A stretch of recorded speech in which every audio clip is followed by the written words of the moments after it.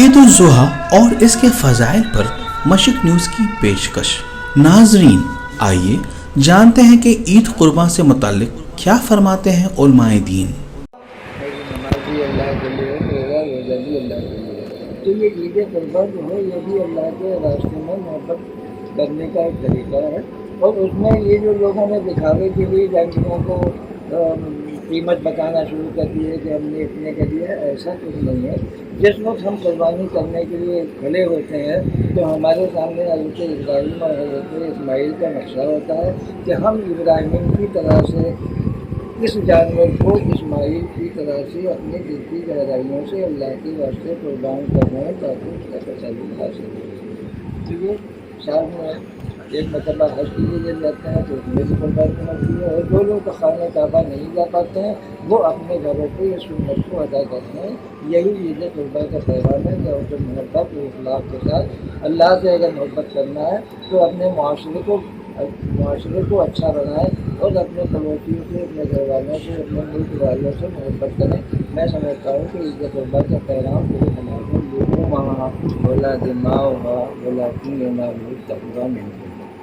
قرآن مجید میں اللہ تعالیٰ ارشاد فرماتا ہے کہ تم جو ہمارے نام سے قربانی کرتے ہو، نہ تو اس کا گوشت ہم کو پہنچتا ہے، نہ اس کا یہ تم جو خون بہاتے ہو یہ ہم کو منظور ہے، بلکہ ہم یہ چاہتے ہیں کہ تمہارے اندر تقویٰ اور پرہیزگاری پیدا ہو، تمہارے اندر اللہ سے محبت پیدا ہو جس کے لیے تم قربانی دے رہے، اور اللہ سے محبت کرنے کے لیے تم کو اللہ کی مخلوق سے بھی محبت کرنا چاہیے، جس کا نتیجہ یہ ہے کہ کھانا پانی کا ضرورت ہوتا ہے وہ بھی غریبوں فقیروں کو پہلے ہی حصہ دیا جاتا ہے کہ جو کچھ بھی قربانی کا گوشت ہے بہت ہی ایسے ہے لوگ کہ جن تک کہ غذا نہیں پہنچ پا رہی ہے، اب ان کو اگر سال میں ایک مرتبہ گوشت پہنچ جائے گا ان کی غذا ہوگی تو یہ اللہ کے نام کا قربانی اور محبت کو اشارہ کر رہا ہے۔ جس طرح سے آپ نے دیکھا ہوگا کہ عید الفطر میں کہا گیا ہے کہ تم زکوٰۃ دینے کا مقصد یہ ہے کہ جو معاشرہ ہے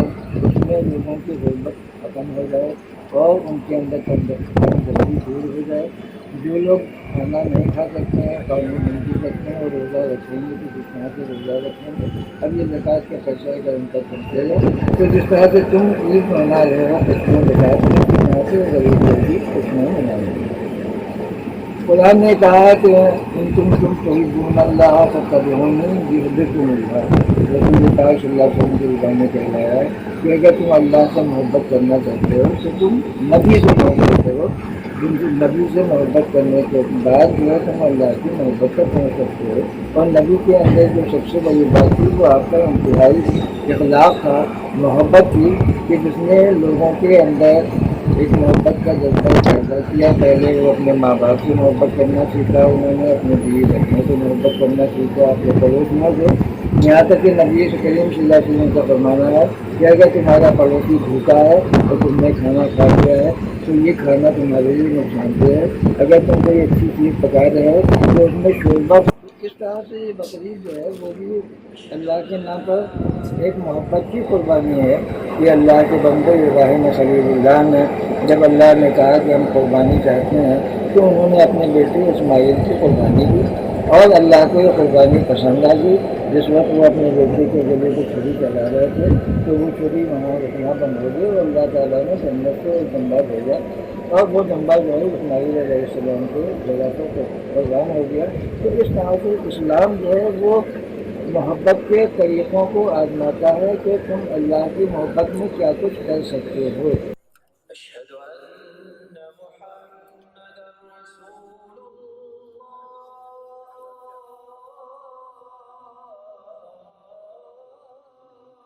اللہ کی مخلوق پوری دنیا میں ہے، اور اللہ اپنے تمام مخلوقوں کے ساتھ جتنی ہمدردی اور رعایت کرتا ہے اس کا تصور نہیں کیا جا سکتا۔ اور یہی پیغام بقرعید کی اور قربانی میں ہے کہ ہمارے نبی حضرت ابراہیم سے تو بچے کی قربانی کا مطالبہ کیا گیا اور ہم سے قربانی کا مطالبہ ضرور کیا گیا، لیکن اتنی رعایت کی گئی کہ آپ جانور کی قربانی کریں، اور اس قربانی کرنے کے بعد اس میں امیروں رشتہ رشتہ داروں کو بھی اس میں شریک کریں، غریبوں میں بھی اسے تقسیم کریں، جاننے والوں میں بھی تقسیم کریں۔ گویا دین اسلام رحمت ہے اور یہ پیغام دیتا ہے کہ اللہ کی خاطر انسان کو قربانی کا جذبہ سیکھ کر آگے تمام اہم مقاصد ملک کے لیے، قوم کے لیے اور بڑے ترین مقاصد کے لیے قربانی کے لیے تیار رہنا چاہیے۔ آپ اجر و ثواب لے کے لوٹے گا، لیکن جو غریب ہے اسے کیا ملے گا؟ تو اسلام مذہب کی خصوصیت یہ ہے کہ اس نے یہ عنصر بھی رکھا کہ جو حج پر نہیں جا سکتے ہیں، وہ اپنے ملکوں اور اپنے علاقوں میں رہتے ہیں، عرفہ کے دن اگر وہ روزہ رکھتے ہیں تو پھر یہ ایک دن کا روزہ ان کے گناہوں کی معافی کا ذریعہ بن جاتا ہے۔ تو اس طرح اسلام نے امیروں کا بھی لحاظ رکھا، غریبوں کا بھی لحاظ رکھا اور حج کے ذریعے یہ پیغام دیا کہ بندوں کے اندر جس طرح قربانی میں اللہ کی خاطر سب کچھ کرنے کا جذبہ ہونا چاہیے، اسی لیے سب کو ایک ساتھ نکل کر اللہ کی کبریائی کا نعرہ لگانا چاہیے۔ حج میں ایک چیز اور آپ تمام لوگوں کو ذہنوں میں رکھنا چاہیے کہ حج سب سے بڑی، سب سے زیادہ ثواب والی عبادت ہے اور اس کا کلمہ ہے لبیک اللہم لبیک لبیک لا شریک لک لبیک ان الحمد والنعمت لک والملک لا شریک لک۔ اتنے بڑی عبادت کا سب سے اہم ترین جو یہ دعا ہے، یہ بتاتا ہے کہ یہ دعا ہم صرف اس وقت تک پڑھیں گے جب تک دین میں کہا گیا، ورنہ بقیہ دنوں میں یہ دعا کی حیثیت نہیں رکھتا۔ یعنی بندہ تابع ہے اللہ کے، بندہ تابع ہے رسول کی ہدایات کے۔ حج کے موقع پر حج بھی ہوگا، حج اور حج کے تعلق سے لیکن دنیا میں انسانوں کو اپنی زندگی میں کوئی ایسا کام ضرور کرنا چاہیے جو اس کی زندگی کو بامعنی بنا دے، اور کسی بڑے سے بڑے مقصد کو حاصل کرنے کے لیے قربانی کا جذبہ ہر سماج میں مطلوب رہا ہے، اور ایک انسان کے لیے اپنے رب کی خاطر قربانی دینا اس سے بڑی اور کوئی چیز ہو نہیں سکتی ہے۔ اور یہی قربانی کا جذبہ ہمیں اپنی عملی زندگی میں تمام بڑے مقاصد کے لیے قربانی پر آمادہ کرتا ہے۔ سب سے پہلے ایک انسان، خاص طور پر مسلمان، اللہ کے لیے قربانی دیتا ہے اور اس کے اگلے مرحلوں میں اپنے ملک کے لیے، قوم کے لیے، سماج کے لیے، بڑے مقاصد کے لیے قربانی پر یہی جذبہ ہمیں آمادہ کرتا ہے۔ یہ قربانی عید الاضحیٰ یہ ذی الحجہ کے مہینے میں ہوتا ہے، اور اسلامی نقطۂ نظر سے اس مہینے میں دو بڑی اہم ترین عبادتیں ہیں، ایک قربانی ہے اور دوسرا حج ہے۔ حج کو ہم ویسے تو ایک عام عبادت کے طور پر لیتے ہیں، لیکن اگر غور کرتے ہیں تو پتہ چلتا ہے کہ حج صرف نام ایک عبادت کا نہیں ہے، بلکہ حج نام ہے مساوات کا، برابری کا، اس پیغام کا کہ اس دنیا کے تمام لوگ کسی بھی زبان کے ہوں، کسی بھی علاقے کے ہوں، سب اپنے پروردگار کی نظر میں ایک ہیں۔ ان سب کو ایک ہو کر ایک لباس میں ایک کلمہ بلند کرتے ہوئے ایک بلند مقصد کو سامنے لے کر کے آگے جانا ہے، تاکہ آپس میں اتحاد بھی پیدا ہو، بھائی چارہ بھی پیدا ہو، اپنائیت بھی پیدا ہو، اور علاقائی دوریاں اور اسی طرح سے دوسری تمام دوریاں ان کے درمیان سے دور ہو جائیں۔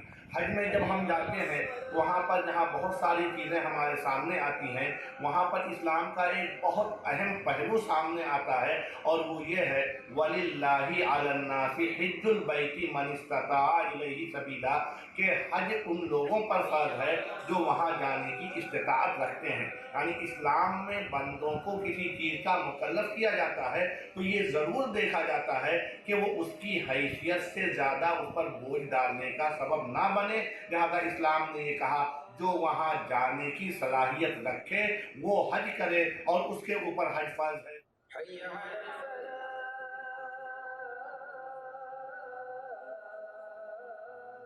مذہب اسلام میں بنیادی طور پہ جو سب سے اہم تہوار ہے عید الفطر ہے، عید الاضحیٰ۔ عید الاضحیٰ جس کو کہ بقرعید بھی کہا جاتا ہے، اس دن کی اہمیت یہ ہے کہ اس دن اللہ تعالیٰ کے حکم سے حضرت ابراہیم علیہ السلام نے اپنے اکلوتے فرزند، اپنے اکلوتے صاحبزادے حضرت اسماعیل کی اللہ کی راہ میں قربانی پیش کی تھی، اور اللہ کو یہ قربانی اتنی پسند آئی کہ اللہ نے رہتی دنیا تک تمام مسلمانوں پر یہ فرض کر دیا کہ اس موقع پر سال میں ایک بار جو بھی صاحب نصاب ہے اس کو یہ قربانی اللہ کی رضامندی کے لیے دینا ضروری اور لازمی ہے۔ لیکن اسی کے ساتھ ساتھ اللہ نے یہ پیغام بھی دے دیا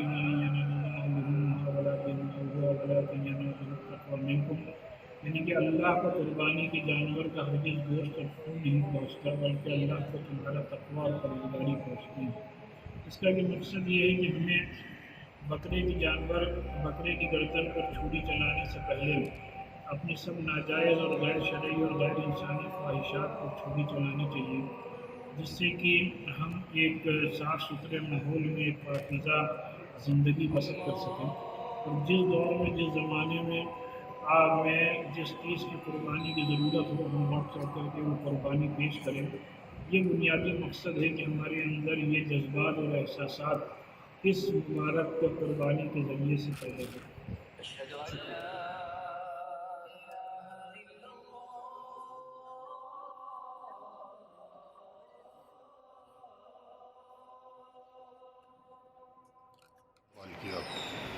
بسم اللہ الرحمن الرحیم۔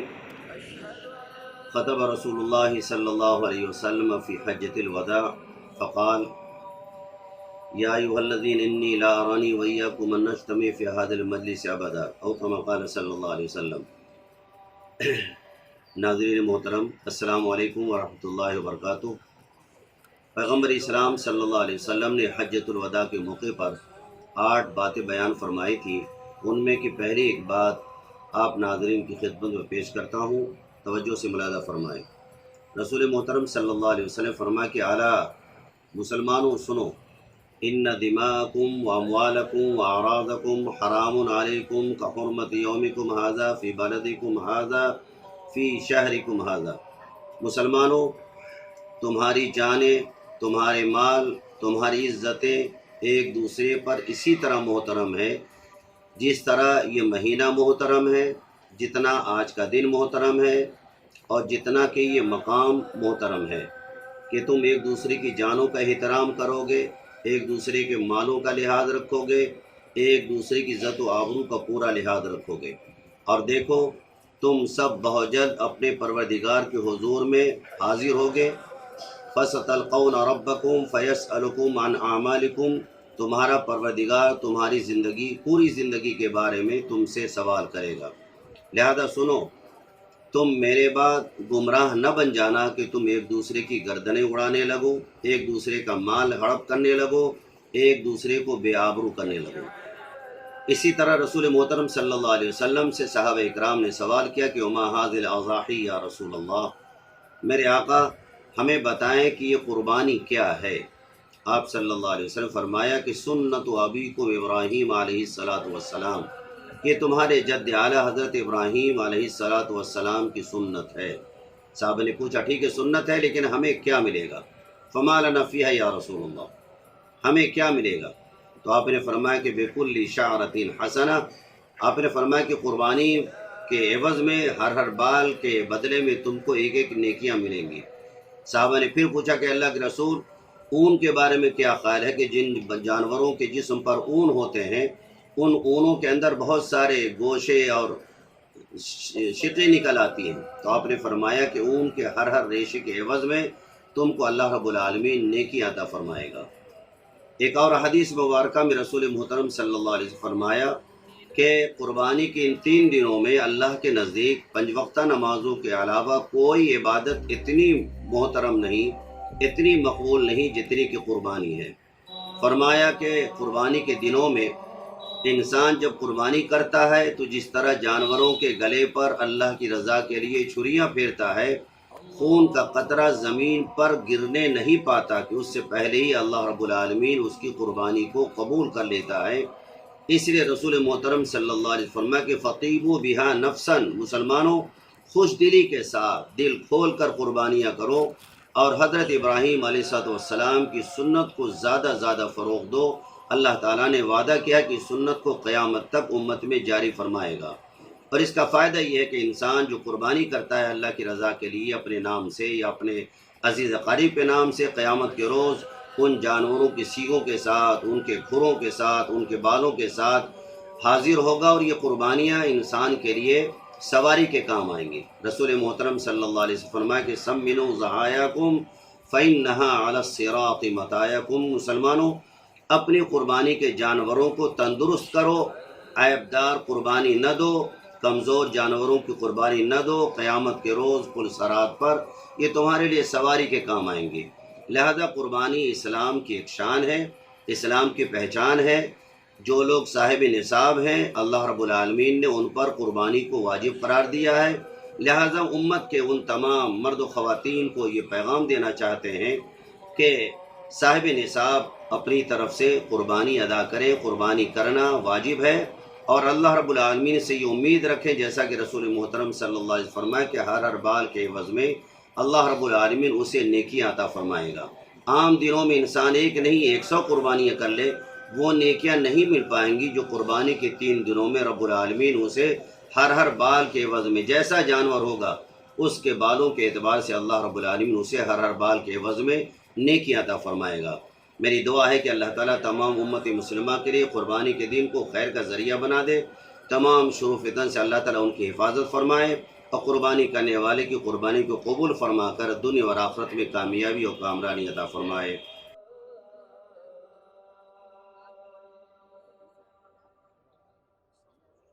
مولانا عید الاضحیٰ کا تیوہار جس میں قربانی کی جاتی ہے، تو قربانی سے متعلق کیا فرمایا ہمارے رسول صلی اللہ علیہ وسلم نے، اور قربانی کن ایک چھوٹے جانور پہ کیا آدمی ہو سکتے ہیں اور بڑے جانور پہ کتنے آدمی؟ قربانی کا مطلب کیا ہے؟ قربانی کا مطلب یہ ہے کہ انسان اپنی خواہشات پر قابو پائے، بڑے چاہے بڑا نقصان ہو جائے اس کا، لیکن اللہ کو راضی کرنے کے لیے، اپنے مالک کو راضی کرنے کے لیے اپنے نفس پر قابو پائے۔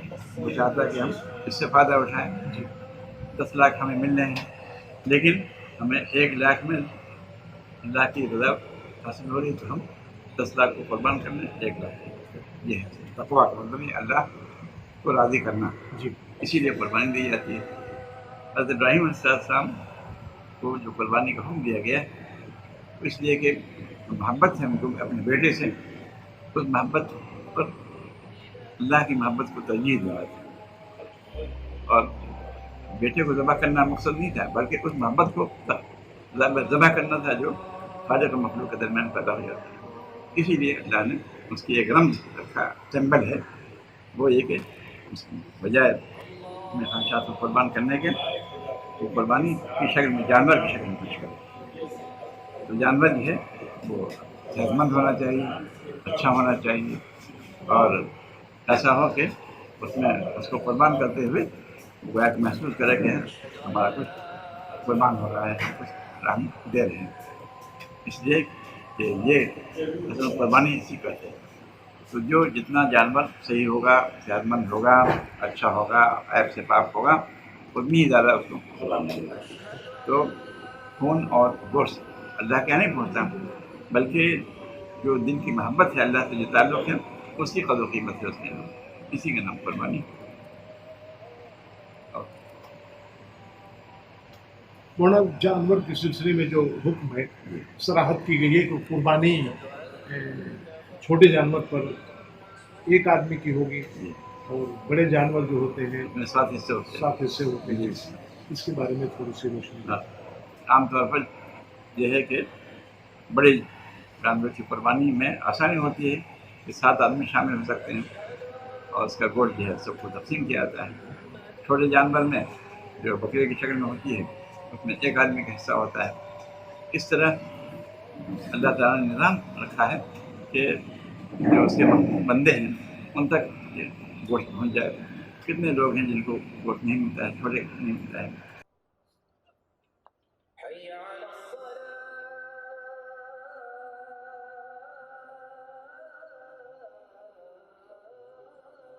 جی ہاں جی ہاں، اس کا تعلق حضرت ابراہیم علیہ السلام سے اور انہیں کی یاد میں ہے۔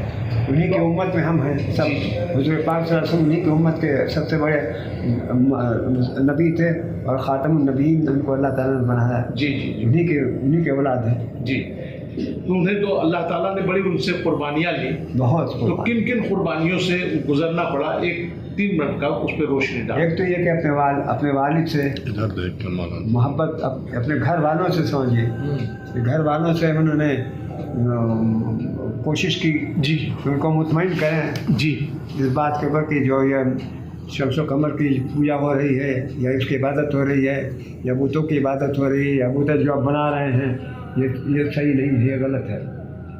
उन्होंने कहा कि कैसे, उन्होंने उसकी मुखालफत की, उनके वालिद ने बहुत नाराज़गी का इजहार किया, लेकिन उसके बावजूद भी वो उस पर मुसिर रहे और उन्होंने कहा कि नहीं, ये तो अल्लाह ताला का हुक्म है, अल्लाह की इबादत होनी चाहिए और किसी की। चुनांचे वो इसी बुनियाद पर उन्होंने कहा कि हम उनको आग में डाला गया और क्या क्या हुआ, सब कुछ हुआ, लेकिन उसके बावजूद वो उस पर कायम रहे। लेकिन वो आज भी, उसका नतीजा ये है कि आज भी उनका तरीक़ा आज दुनिया के अंदर और उन्हीं के ख़ानदान का दीन चल रहा है, वही दीन इस्लाम आज चल रहा है जी। और उसमें सारी दुनिया के इंसानों की उसमें पूरी फलाह बर्बाद, उनके सारे मुतालबात, सारे तकाज़े, सारी चीज़ें जितनी इंसानी ज़िंदगी को जिन चीज़ों की तबीयत जिन चीज़ों का मुतालबा होता है वो सब उसमें मौजूद है। इसलिए कहते हैं कि दीन, इस्लाम का मिजाज और इंसान का मिजाज एक है, कोई दोनों फर्क से इस्लाम से दूर है, उनको सोचना चाहिए ये ताकि उनको जिस्मानी और क़ल्बी राहत हर तरह की मौजूद हो। और ज़ाहिर है कि सारी दुनिया समझती है कि हम को दुनिया में हमेशा रहना नहीं है, मौत आएगी, ज़रूर आएगी, तो मौत के बाद की जो ज़िंदगी बताई जा रही है उस पर यकीन करना चाहिए और उसको बेहतर से बेहतर बनाने की कोशिश करना चाहिए। जी। हज़रत इब्राहीम अलैहिस्सलाम से अल्लाह ताला ने कुर्बानी का मुतालबा किया। जी, जिस कुर्बानी भी एक तरह का ये है, एक तरह रमज़ है कि आप जो लोग भी इस दीन को इख्तियार करेंगे उनको कुर्बानी दीनी होगी जी, यानी वो अपने ख्वाहिशात की कुर्बानी और ख्वाहिशात नफ्स की कुर्बानी दें और अपने और भी अपनी छोटी चीज़ों को कुर्बानी दे के बड़ी चीज़ हासिल करने के लिए कोशिश करें। जो उन्होंने बेटे को कुर्बानी देने के लिए तैयार, बेटे की कुर्बानी अल्लाह ताला ने उसको इतना पसंद किया कि बेटे को हटा के फ़ौरन दूसरे दुम्बे की कुर्बानी करवा दी और हमेशा के लिए जारी कर दिया।